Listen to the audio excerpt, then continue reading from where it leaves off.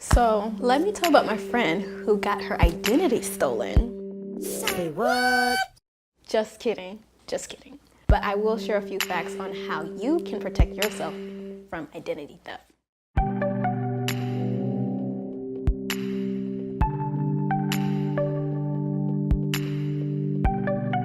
So to have your identity stolen is the worst thing possible that can happen. You have someone going around posing as you, making expenses on your behalf. Most times, these people aren't responsible in these expenses. They are applying for credit cards, applying for loans, and they're reckless about it. Mind you, all of these loans are attached to your credit score. And if they're not making payments, which they're not, your credit score will definitely decrease over time.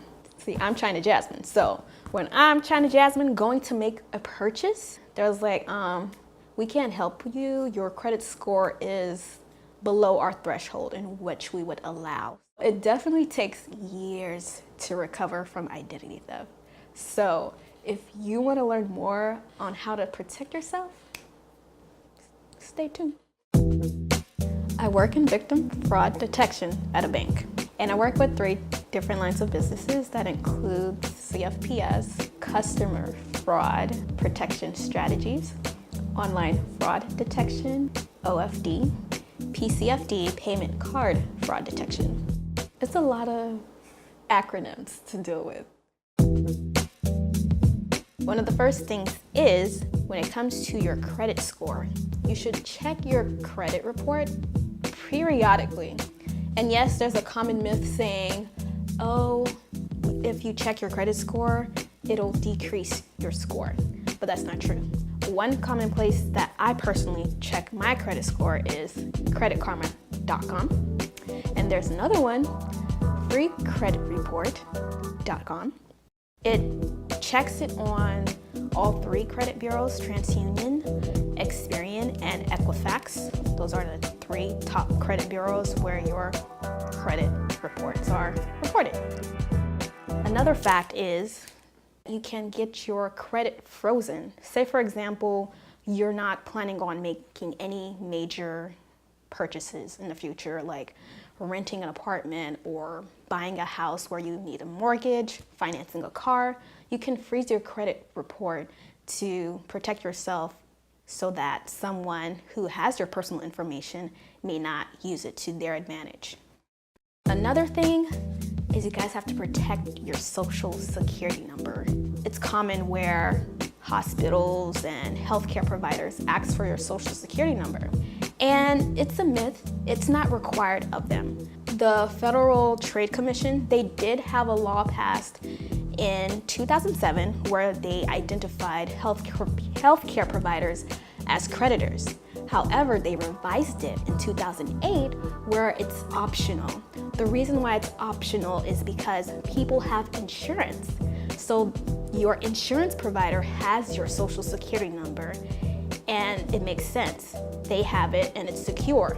When you're going to a clinic, hospital, your primary care provider, giving that information to them is not necessary. And it may seem necessary for them, but you have insurance, so you're able to make those payments for whatever bill that they give to you. However, if you don't have insurance, that's in the manner where it would make sense that they would ask for your social security number so that they get paid. You know, they provided service, so they want their money.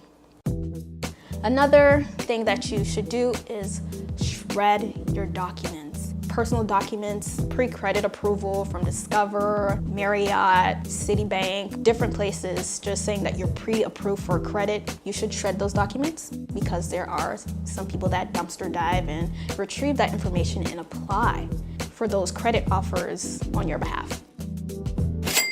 Another thing that you should do is be careful when you're checking your emails. Say, for instance, you got a sweepstakes from, let's say, Express, which is a shopping store. It may say at express.com, but it does not spell Express. It just might be an X and PRESS.com. That is one way that perpetrators try to con their victims into clicking on these spam links and putting in their personal information for whatever sweepstakes or prize that they're trying to get you to purchase. Another way that you can protect yourself is to be very conscious of what you post on social media. For example, posting your birthday is something that perpetrators can use to apply for stuff in your name, whether you have your full name, your parents' full name on your account. You have to be very careful. Like, there are features on these social media sites where you're able to click private. Just protect yourself when it comes to sharing personal information like that on social media. And I'm guilty of this when it comes to free Wi-Fi. I love free Wi-Fi. Wherever you go, to the airport, the mall, Starbucks, hey, I'm connected. I don't have to use my personal data because I'm not there yet. I don't have unlimited. Yes, free Wi-Fi is where it's at. However, if you're going to use the free Wi-Fi, do not go onto websites where you're putting in your personal information. Like if you're shopping online at Starbucks, applying for something, if you're paying a bill, don't do it on an unsecured network because there can be a perpetrator right there. They're in the network, hacking the systems, and boom, your credit card information is exposed and there's a breach. You may be a victim of identity theft, or you may know someone who has fallen victim of identity theft, and you may be wondering, what do I do? Well, we provided some links to some special resources. If you're watching on our YouTube channel, you can find them below. If you're not watching on YouTube, you would have to follow our YouTube channel to gain access to those resources.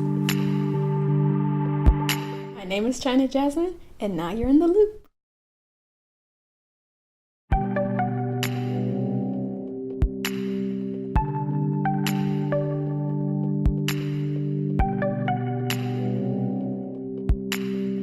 Hey guys, thank you for watching this edition of The Loop.